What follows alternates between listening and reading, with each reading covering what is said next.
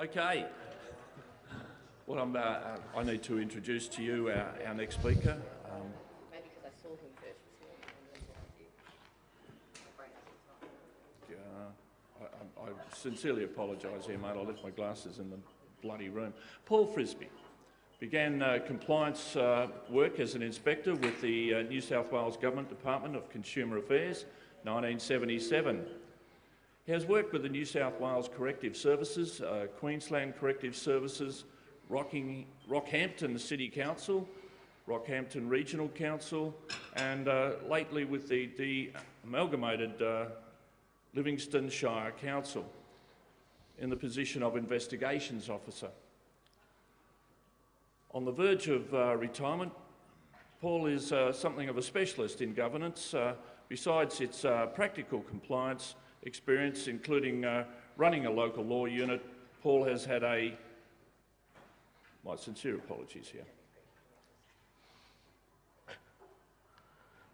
has had a BA Criminal Justice, grad certificate in management, Cert 4 in training and assessing, and is a JP qualified, and Paul is also the author of 4 novels. So my sincere apologies for my stumbling, but Paul. Thank you. I'm wired for sound, so I can move my hands around. It's a lot easier. I hate standing still. I much prefer to be a moving target. So we've called it It's Not a Witch Hunt. We don't expect you to love us. The compliance officer investigated. I've been doing this job now for 5 years. It's not one I really bargained that I was ever going to end up doing. Having had a lifetime of prosecuting naughty people, I didn't really see myself looking internally at what my organisation or what my colleagues did. But that's the way of the world. You end up doing what you end up doing. Now, if I press the right button, it should move on to the next slide. There you are. Been there, done that. And like all good stories, it starts with once upon a time. Once upon a time, there was an animal management officer. And the animal management officer's manager told him that they'd had a complaint about dogs wandering in an area of the suburbs, and he'd like some patrols done in that area to see what was going on. So a couple of days when the schedule was cleared, the animal management officer went out on an early morning patrol starting at 6 a.m. in the morning, and because that's when everybody lets their dogs out in our area so they can poo all over the streets and they don't have to take them for a walk.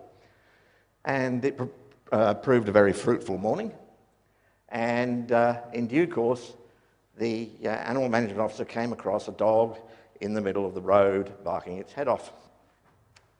So the animal management officer turned on the camera on the dashboard of the Land Cruiser and videoed the dog, parked the Land Cruiser to the side of the road, and on camera went to try and apprehend the dog.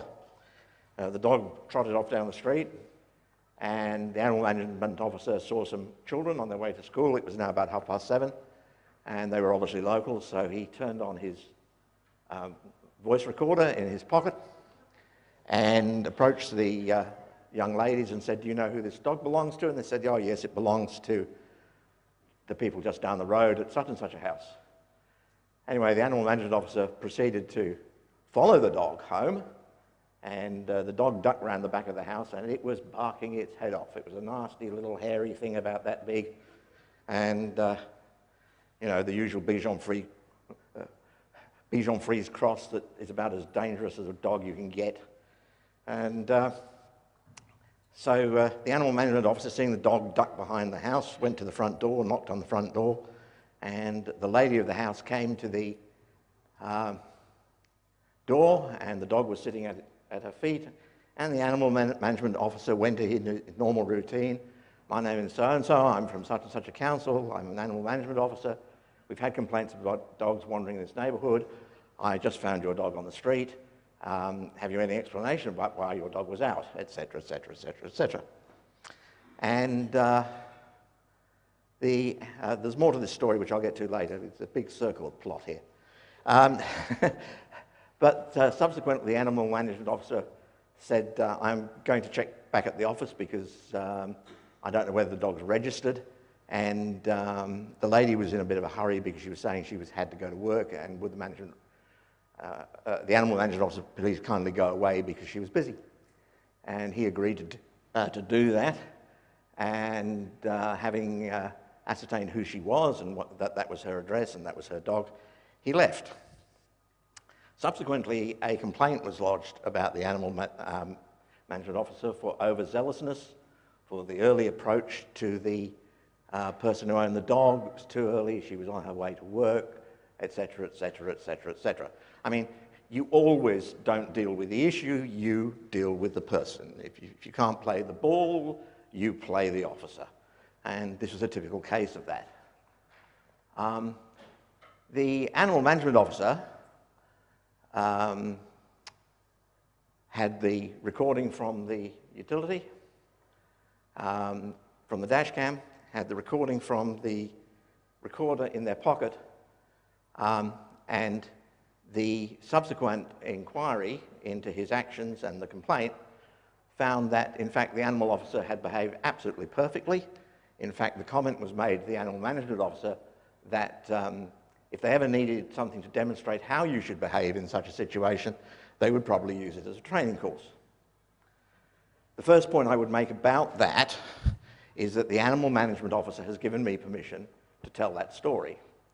The animal management officer concerned was me. Okay?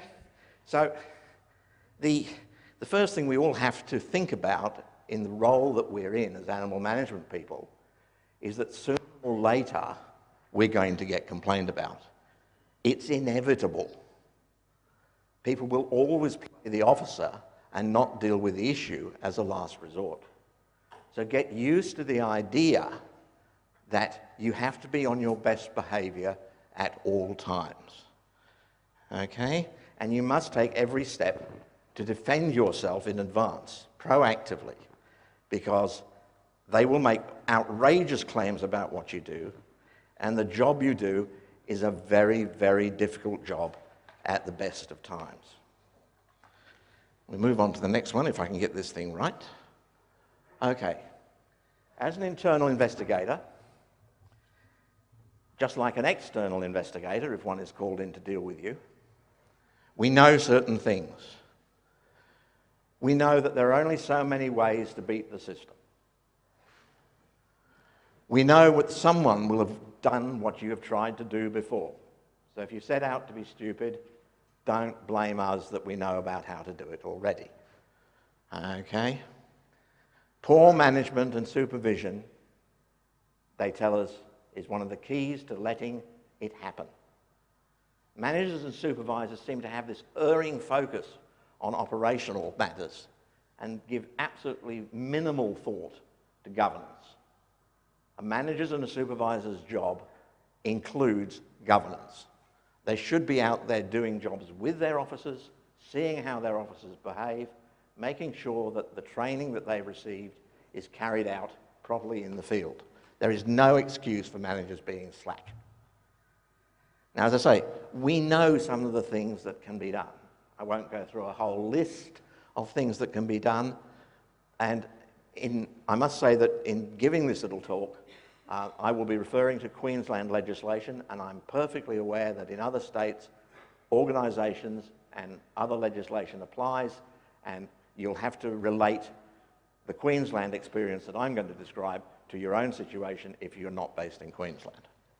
But I mean, some of the things that I've seen done, for instance, the 6-bolt tyres, wheels you have on your ute, they fit the ones on your Land Cruiser that you use at home too, don't they? Yes, so when you take the work ute home, have you ever been tempted, the brand new work ute, to swap the wheels over so that the tyres on your own vehicle suddenly become brand new and the tyres on the work ute suddenly become rather used? That's one that's been going on for years. Let me think of another one. That's stealing, by the way. You can go to jail for that. What's another? Oh, fudging timesheets. I won't ask anybody to hold up their hands, but who's fudged a timesheet? That's not just naughty. That's issuing a false document, which in Queensland you can go to jail for 10 years. Let me see, what else have we got? Fudging timesheets. Oh, running logs for vehicles. That's another document you can fudge. Everybody's had a go at that one sometime in their career, I'm quite certain. But that's another 10-year job in Queensland if you get prosecuted. So what happens when we... Oh, I better keep going through this, hadn't I? Procurement is the most problematical area. How many of you have got procurement cards?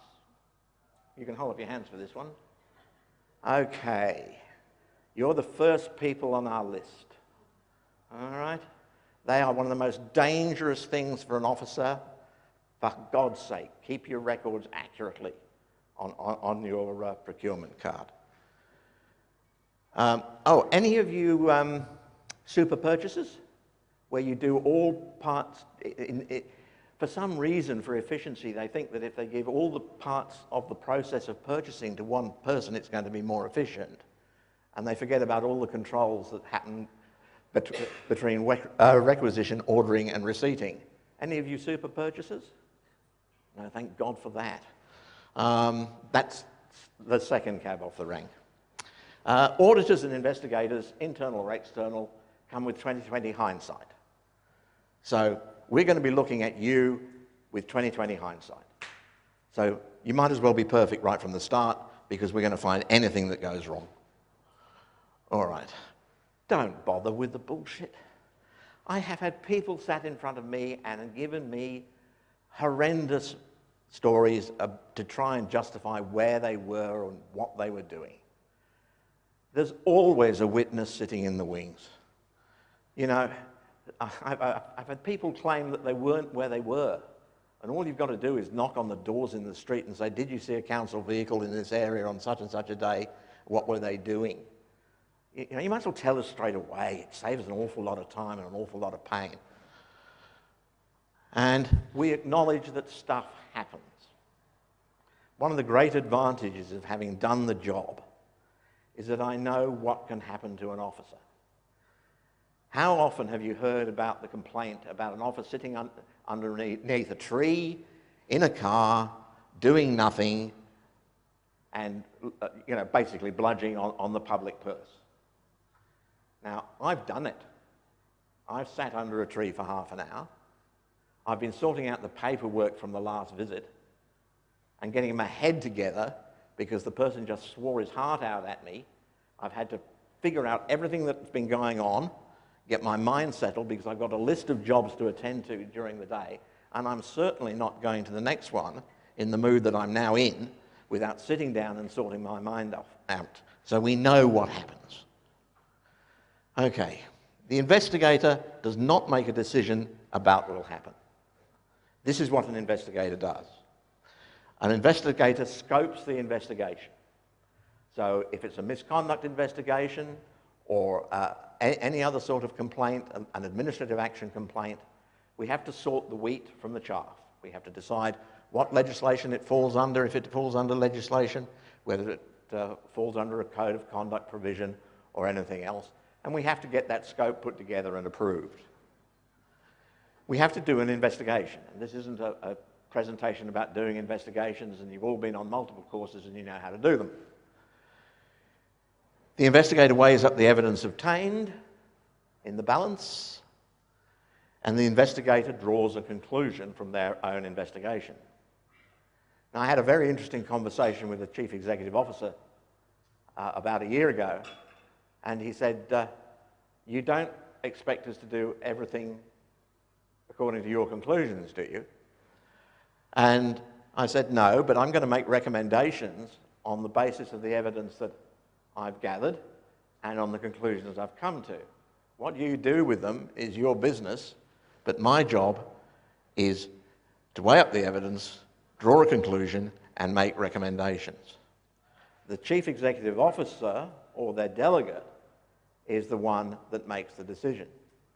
So just as you will gather evidence of an offence in relation to animal management, and the court will make a decision about what finally happens, so we as investigators internally investigating staff and administrative complaints don't make the decision.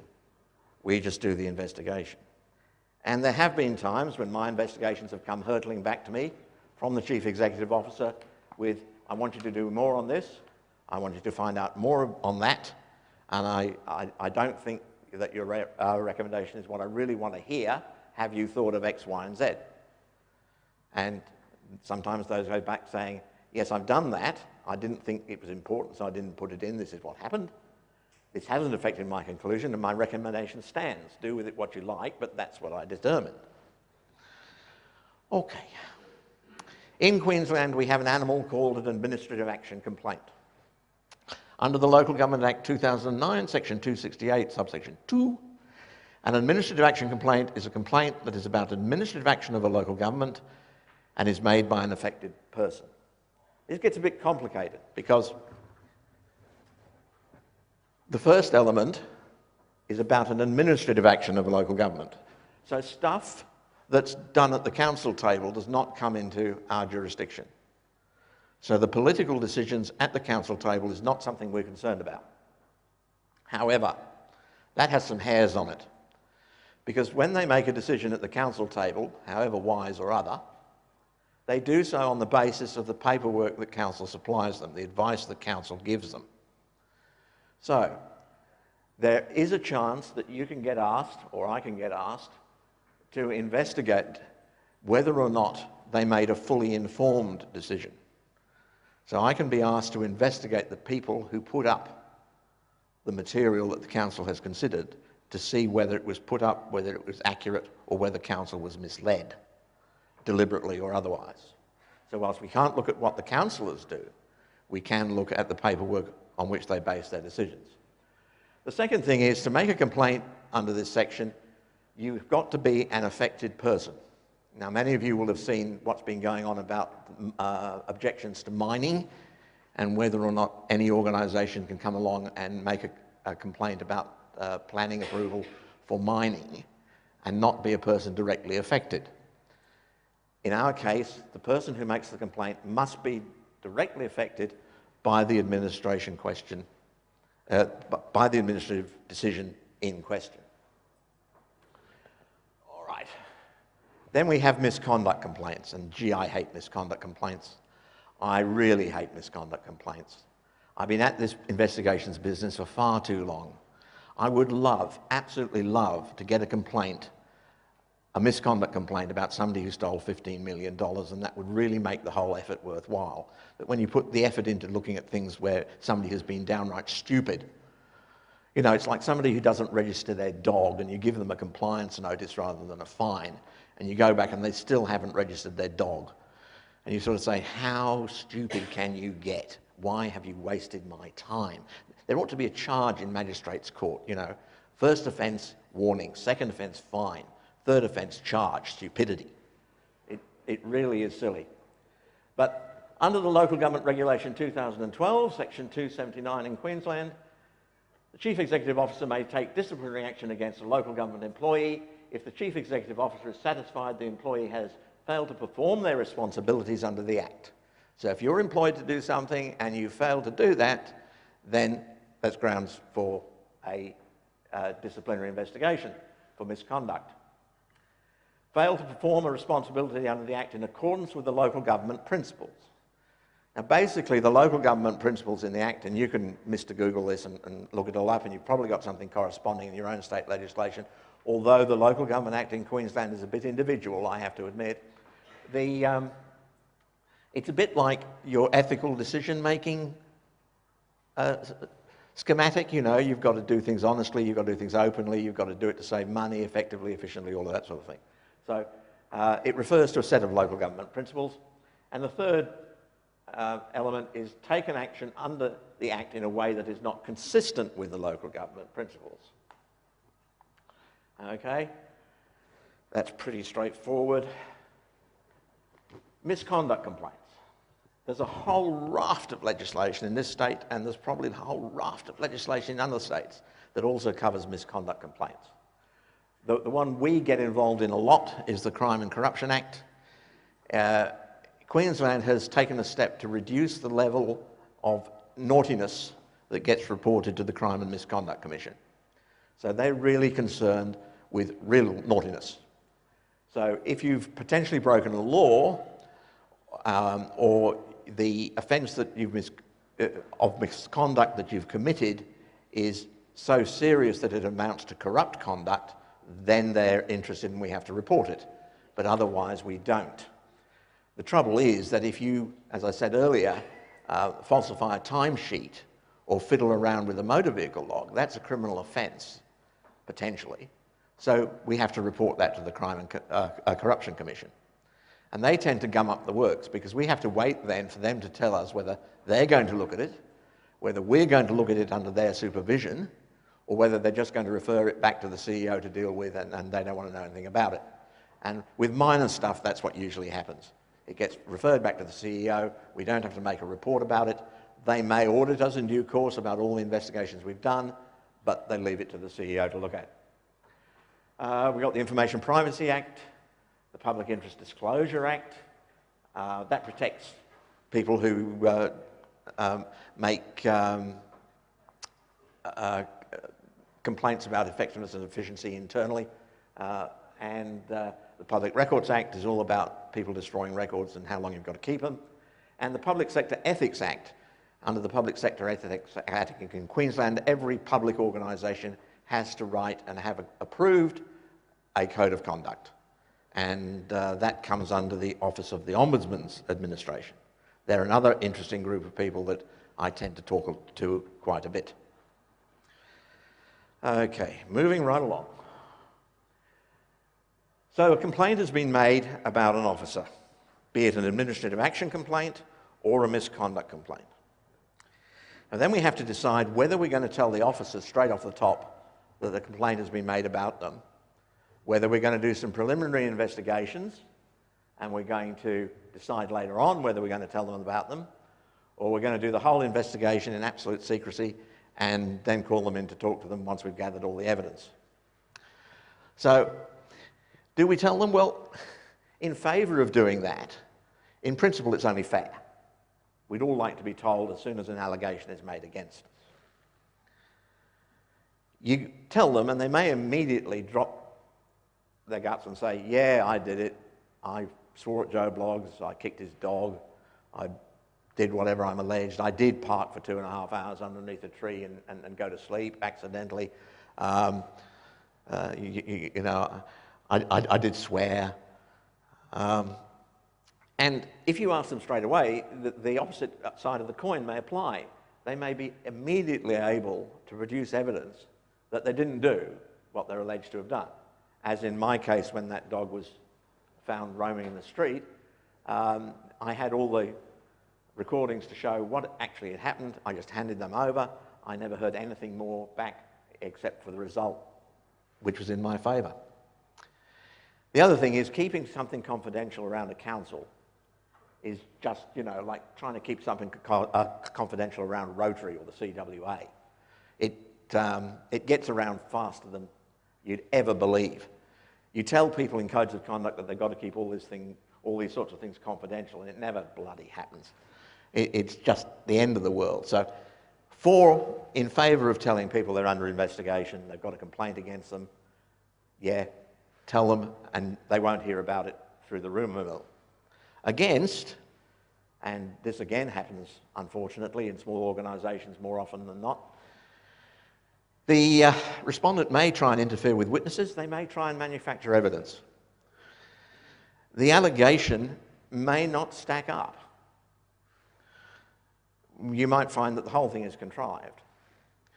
And, as I mentioned, if it is misconduct and corrupt conduct under the definition under the Crime and Corruption Act, and the Crime and Corruption Commission have to be involved, then you have to wait for them to decide whether you're going to investigate it or not, and that can lead to unavoidable and, quite frankly, unfair delays in getting the matter settled, and that does nobody any good. Okay. Now, unlike a criminal prosecution, dogs not registered, dogs wandering, yes or no, we work not under the criminal burden of proof, but on the balance of probabilities. Now, who has done a training and assessing course? Who's got a Cert 4? Wonderful. This is one of those slides that you never use, okay?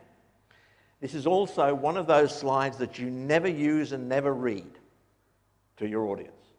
I am going to break both those rules with this one because it's just unavoidable. Okay, Brigginshaw versus Brigginshaw is the case law on the balance of probabilities. The first part says, when the law requires the proof of any fact, the tribunal must feel an actual persuasion of its occurrence or existence before it can be found. It cannot be found as a result of mere mechanical comparison of probabilities independently of any belief in its reality. This is a case from the middle 19th century, 1853, I think. I was trying to think of a modern example where this comes into play, this particular comment. And the one I came up with was one they've had recently where an officer was alleged not to be where he was supposed to be at a certain time. And his mobile phone records were looked at. And I don't know what it's like in the cities, but in the country you cannot rely on mobile phone record locations to tell you the truth. The relays are very far apart. You start a phone call in one, and if you keep talking, it still says you're in that area, even although you move into the area of another tower.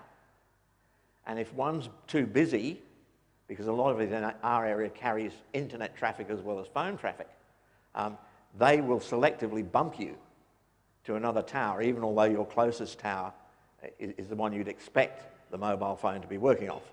So mobile phone records where we are highly unreliable about saying where that mobile phone was at any particular point in time. The second one is really, really important.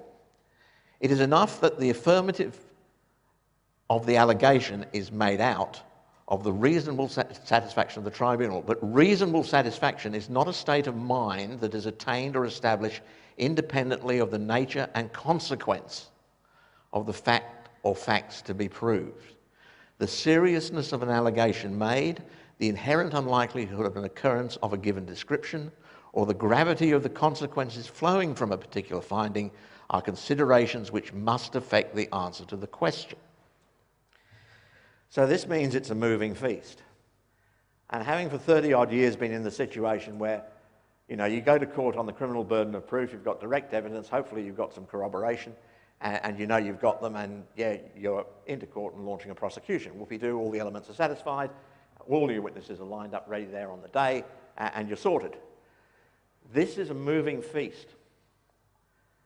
So if somebody's misbehaved and it's so minor as to be stupid, and you know that the outcome is going to be a slap on the wrist, a written warning, then your level of satisfaction of the burden of proof is relatively low. But then you move into the situation where it's dismissal, or then a potential report to the Crime and Corruption Commission about a criminal offence by an officer, then it escalates. And you start moving, even although it's the civil burden of proof, the balance of probabilities, you're starting to move towards the criminal burden of proof. As I say, it's a moving feast, and you have to watch it all the time when you're an investigations officer. Okay. One of the things that we always try and do with staff who are investigated is to offer natural justice to the staff member. You also have to offer natural justice to the complainant. And these are the things that go through your mind. Can I identify any bias I have against the complainant? It's a bit like ethical decision making. Have we had any previous dealings that came out badly? Will the complainant believe that my investigation will be unbiased? And how would me handling this matter appear to an outsider? So I've got one complainant at the moment. I'll give you a tip, shorthand.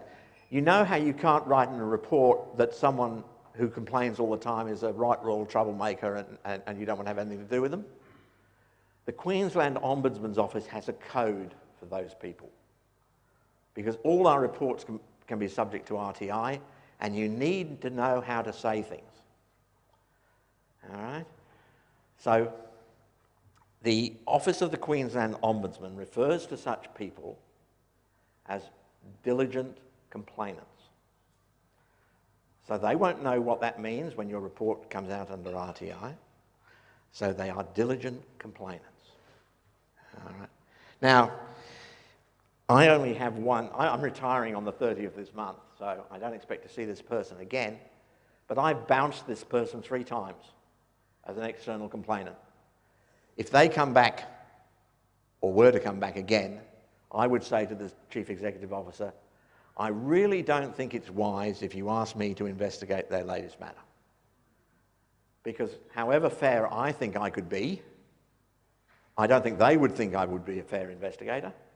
And I'm quite certain an external observer would say, this bloke's got a set against this fella, and to have him investigate it means that he's going to be biased, whatever the subject is, and therefore you should find or have found somebody else.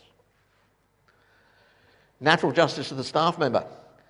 Can I identify any bias I have against the staff member?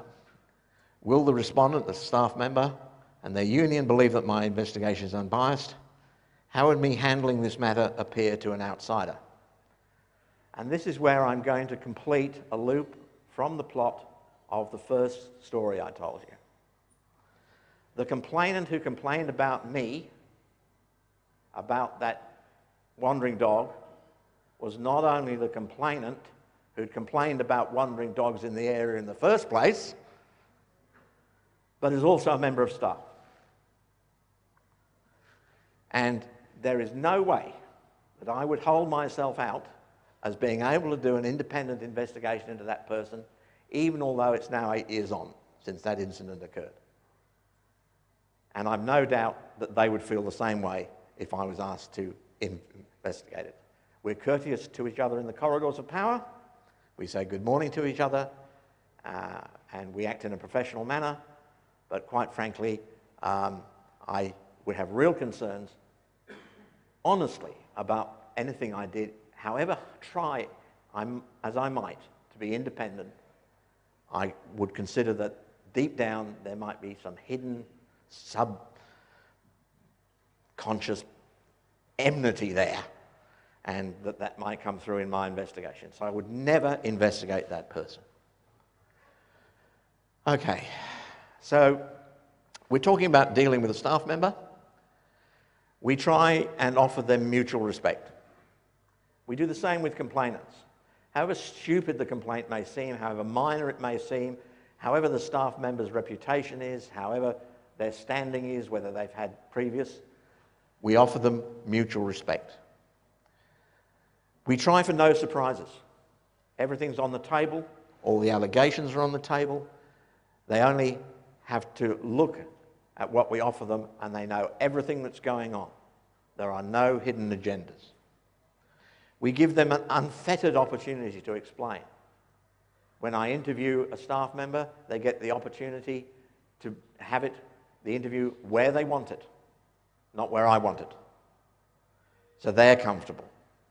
I try and get them out of their own workplace, their own office, into a neutral spot. But if they want to have it in the conference room in their area, because that's where they feel at home, that's cool, I will go to them. They're offered a support person who can't be involved in the investigation, so they can't have their manager or their director or somebody like that, but they can have their union rep there. And the union rep can offer them comfort, hand them a handkerchief and everything else, but the union rep can't make representations on their behalf. One of the most awkward situations I had was very early on when I started this stuff, when a staff member elected to have a counsellor as their independent support person. And I had to tell the counsellor that I was going to terminate the interview, A, if they said one word in support of the officer, and B, that thank you for doing this because now I have to protect you as well as protecting the officer and myself in this process. And that was not an easy interview to do, but they can have a support person. All right. And we try and offer them confidentiality, but once again, in a small organisation in particular, it is extremely easy for these things to get out. All right. Have any of you done the verbal judo course? You have. The verbal judo course comes from some theories by a gentleman called Dr. George J. Thompson. If you go and do the verbal judo course, you will be shocked and stunned that the material provided in the course could ever come from this person. You see a picture of him, and he is Quantico's worst nightmare. He's straight out of the paddies, the swamps of Vietnam. He has a crew cut with a flat top. He's tall. He's a former American SEAL or some sort of commando, and he talks like it. He's a bit like me. He's always going to come across at an interview as being a hard bastard. But he's a hard bastard with hard bastard skin. He's just horrendous. But he's got some terrific theories, and I'd like to point them out to you because I find them very useful. People feel the need to be respected. So when you talk to people, even if you know they're a crook, even if you know that they've screwed up completely, even if you know that you're going to recommend that they be dismissed, you treat them with respect. They're still a human being, they've still got rights, and they've still got a family and kids, and somehow they've got to get through this and find a future for themselves. People would rather be asked than be told. This also comes into your questioning, and people get trained about how to conduct interviews, and all of you have probably been through such training, and there's a lot of theories about it. But one of the great things you do is you don't tell people what happened, you ask them what happened. And you ask them why it happened. You don't feed things to them that they then have to adopt. So it's all a matter of procedural fairness. People have a desire to know why. Why am I being investigated? Why is this so serious? All right, you have to tell them. You fudged a timesheet, idiot. Yeah, but everybody fudges timesheets. Right, we will deal with that when you report it, but at the moment you're facing a possible criminal charge and you've committed a corrupt act which has been sent to the Crime and Corruption Commission, who've told me to investigate you. That's why we're here. People prefer to have options over threats. And this goes back to your interview technique as well. You give them an option. Start with a nice opening question. Do you want to tell me about this? Okay. Tell me your side of the story. Don't ask any direct questions to start off with. Usually by the time you get to this stage, unless they're determined to lie, they usually come out with the truth. But if they don't, then you get into your questioning techniques and you start playing games, and all of what we've all been taught about doing questioning comes into play. People want to have a second chance. A lot of people do silly things when they're employees. Every one of us is human, and we're all pretty stupid most of the time. Okay? The Dilbert principle. The only way we move ahead is that because occasionally all of us think on the right track all at the same time, and that coincidence is very, very rare. So we all do stupid things and we all want a second chance. Now, as an investigator, you cannot offer a second chance because you're not the one making the decision. But you can say to them words to the effect that it would be very good for the organisation if we got this done simply and cleanly and we could all move on. So that's not offering anything in particular, like I will make a recommendation to the CEO that you get off lightly, but it makes them have a warm and fuzzy feeling about the process. Okay, my report. I can make one of three findings, and I can make them on different elements in the complaint or in the misconduct. I can say it's substantiated, not substantiated, or not substantiated or unsubstantiated, and that is the most clumsy phrase I've come across in a long while. Sometimes, in some jurisdictions, they use sustained, not sustained, or not sustained or unsustained. The police in Queensland used to use that up until a while ago. The substantiated stuff comes from the CCC, the Crime and Corruption Commission. That's the one they prefer. The Ombudsman Office has a different form of report that they like. Well, sorry, the Crime and Corruption Commission are bigger, so we do it the way the Crime and Corruption Commission likes it, and we don't report the way the Ombudsman likes it. Sorry, guys. So, I'm going to look at legislation, policies and procedures, background, then I'm going to put in the evidence that I've gathered for and against. I'm going to come to a conclusion. I'm going to make recommendations, And then I've got a little space below that where stuff that spills out that about, you know, how the system let us down or management let the officer down or other things that might have happened, like the officer had a big row at the last job that he went to and therefore he was in a right mood when he confronted Mrs. Bloggs and her unregistered cat. So that is the format, basic format of the report. The most in-depth report I've ever produced went to 200 odd pages, and that naturally was a report under the Sustainable Planning Act. And the Sustainable Planning Act in Queensland is just a horror. Nothing simple about the Sustainable Planning Act at all. So usually there's a huge pile of annexes that go on the report that you refer to. And this is where I'm going to finish up, and it's a funny story. Everybody in this room an adult? Good, because I'm going to use swear words. And I'm going to relate this back to where I started and the whole thing, that we know what goes on. And as I said before, I have the permission of the officer concerned to tell this story. It happened about 8 years ago, and I've called the story Verbal Judo and the Art of Holding Your Breath.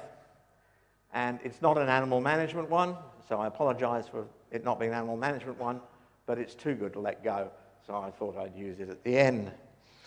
Okay, parking officer. Loves parking. Don't know why he does, but he does. He was asked to go and start a campaign in an area which hadn't had parking control done on it for a long time, and things were getting a bit out of hand. The shopkeepers were complaining about their customers not being able to get in and all that sort of thing. So he goes down and he starts a couple of days of intense parking patrols in the area. It's a 2-hour parking area. He goes around and marks up, and then he goes back 2 hours later and sees who's still there. So we're on manual ticketing still. So he's there writing out a ticket. Yeah. And the owner of the vehicle comes out and starts abusing the living daylights out of the officer. I don't know if any of you know the history of an English actor called Brian Blessed. Brian Blessed is a big hulk of a man with a beard and everything else. Brian Blessed is known for being the greatest swearer on earth. He knows every word that you can swear in several languages, is very fluent and prolific. He has set the air on several film stages alight with profanity. This driver was in the Brian Blessed mould. He was almost rippling the tarmac on the streets. The crowd that gathered was enormous. He was just right into this officer. Now, I know this officer of old. I've worked with him for a long, long time. And he really is one of the mildest of men, and he enjoys parking, and I don't know why. But anyway, he just takes it and he keeps writing out the ticket. Sir, you're in breach of the restricted parking. I'm issuing you with a ticket. I'm writing the ticket now. I'm going to give you the ticket and everything else. So gives him the ticket. And the driver says to him, don't I even get a fucking warning? And the officer finally breaks. After 10 to 15 minutes of constant abuse, the officer turns around and said, you've had your fucking warning. And the driver said, what do you mean? He said, it's on the fucking sign. Now, the officer came back, and I was his supervisor, and he said, I'm in trouble. And I said, what have you done? And he told me the story. And the rest of the office heard, and everybody was waiting to see what I was going to do about it. And I practiced the art of holding my breath. Because even now, after 5 years as an internal investigating officer, I would not find that officer guilty of one single piece of misconduct.